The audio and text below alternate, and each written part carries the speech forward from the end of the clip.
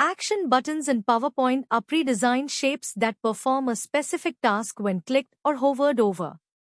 These buttons can be used to play audio or video, jump to a specific slide, open a website, or run a program.